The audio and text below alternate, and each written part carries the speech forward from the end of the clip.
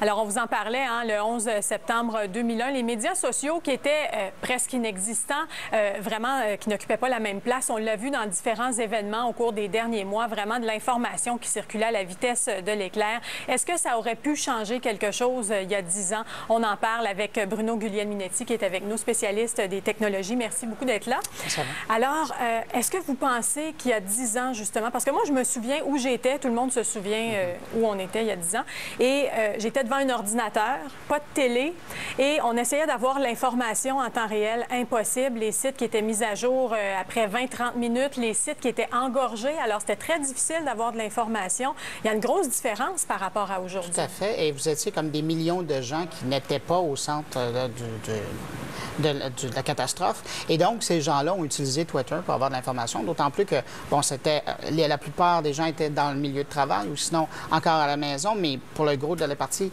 peu de gens étaient devant le téléviseur. Et donc, les gens, ça a été probablement un des grands moments où les gens ont commencé à verser du côté de l'Internet pour obtenir de l'information. Le problème pour les New-Yorkais, particulièrement ceux qui étaient pris dans la catastrophe, c'est que le réseau cellulaire et le réseau Internet étaient partie prenante de ces édifices-là. Le centre nerveux new-yorkais était là. Donc, il faut penser que les tours abritaient les antennes des grands réseaux cellulaires. Même chose pour l'Internet. Le centre nerveux passait par là-bas. Alors, lorsque les tours se sont écroulées, tout le système a tombé. Déjà que le système téléphonique était engorgé, mais on peut dire que si aujourd'hui, avec la technologie et la façon que les réseaux sont montés, si aujourd'hui ça devait se reproduire à une telle ampleur, bien là, effectivement, les réseaux sociaux pourraient servir. On peut faire un parallèle avec ce qui s'est passé au Japon il n'y a pas tellement longtemps avec le tremblement de terre. Même chose, on pourrait remonter jusqu'à Haïti, où il y avait des gens qui étaient dans des édifices qui s'étaient effondrés, qui envoyaient des messages SMS avec leur téléphone, qui envoyaient des messages avec Twitter pour leur dire « Je suis encore en vie, venez me chercher ». Alors ça, c'est le type d'information probablement qui pourrait nous être envoyé. Sauf que de l'autre côté, il faut garder en tête que, bon, pour vous donner une idée, YouTube était encore dans l'imaginaire des créateurs, c'était arrivé en 2005. Donc, il n'y avait pas d'image qui était, à part de celle qu'on voyait à la télé, il n'y en avait pas qui circulaient, pas dans le moment même sur Internet. Ça aurait été autre chose. Sinon, aujourd'hui, on aurait eu plein de vidéos amateurs, des images sur Twitter. Oui, puis à l'époque, les téléphones cellulaires avec des caméras, il n'y en avait pas tant que ça. Imaginez aujourd'hui, on en aurait des millions d'angles différents des attaques et avec l'édifice qui s'écroule. Cela étant dit, de l'autre côté, il existait quand même des choses. Il faut se souvenir qu'à l'époque, c'était les services de messagerie instantanée. Et donc, les gens, pas les gens qui étaient pris évidemment à New York, mais les gens qui étaient tout autour, au New Jersey ou ailleurs, puis ailleurs dans le monde, eux suivaient ça et eux relataient l'information qu'ils voyaient dans les médias traditionnels et l'envoyaient là-dessus. Donc, c'est pour ça qu'un peu comme vous, à l'époque, il y avait des gens qui étaient dans leur salon ou à leur bureau et qui cherchaient de l'information comme ça. Parce que les médias traditionnels, eux, n'avaient pas vraiment le temps de verser l'information là-dessus, d'autant plus que, vous le dites, l'Internet était devenu très lent parce qu'il n'était pas capable de soutenir une telle demande. Ça a été on n'arrivait pas à rafraîchir les pages. Non, c'est ça. Il y a même, à l'époque, je me souviens, il y a même CNN qui avait dû fermer son site Web et remettre une page blanche avec, ma mémoire m'a fait défaut, là, mais c'était comme attaque sur le World Trade Center. Et c'était une page, et il n'y avait que du texte, il n'y avait plus de graphique, il n'y avait plus rien, parce qu'il y avait trop de gens qui voulaient accéder au site Web. C'était trop lourd. Oui, tout à fait.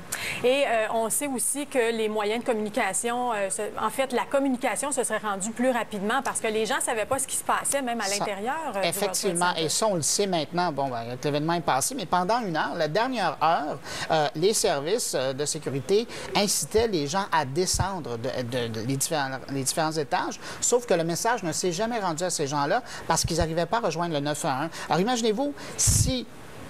évidemment, avec le si, on peut refaire le monde, là, mais si les systèmes de télécommunication étaient comme ceux d'aujourd'hui, évidemment, les gens auraient pu recevoir des SMS, auraient pu recevoir l'information sur Twitter, comme ils l'ont fait lors du tsunami et lors qu'ils ont fait un tremblement de terre au Japon, et donc de savoir qu'ils devaient se rendre en bas de l'édifice. Alors, imaginez, pendant une période d'une heure, là, il y aurait bien des gens dans les 3000 personnes qui ont été sauvés. On se rappelle aussi du drame en Norvège, la tuerie sur l'île d'Utoya, entre autres, les jeunes qui n'arrêtaient pas de texter à leurs parents, qui avaient des discussions, les parents qui ont pu les aider justement à garder leur calme et tout ça. Donc ça n'existait pas non plus. Non, c'est ça. Mais de l'autre côté aussi, il y a des gens qui disent, ouais, mais imaginez un peu de l'autre côté tout le spectacle qui aurait été fait avec ça. Oui, effectivement. Ça, c'est l'autre côté de la médaille. Mais si on avait pu sauver des vies, je pense que ça aurait valu la peine. Et dans ce contexte-là, il faut voir l'évolution des technologies. On a beaucoup appris au niveau des technologies. Diriez-vous que c'est un moment charnière, en fait, dans les nouvelles technologies? À la suite du 11 septembre, il y a eu beaucoup de développement, là. Bien, tout le niveau de la sécurité sécurité au niveau des télécommunications. Tout a été refait, tout a été... Maintenant, New York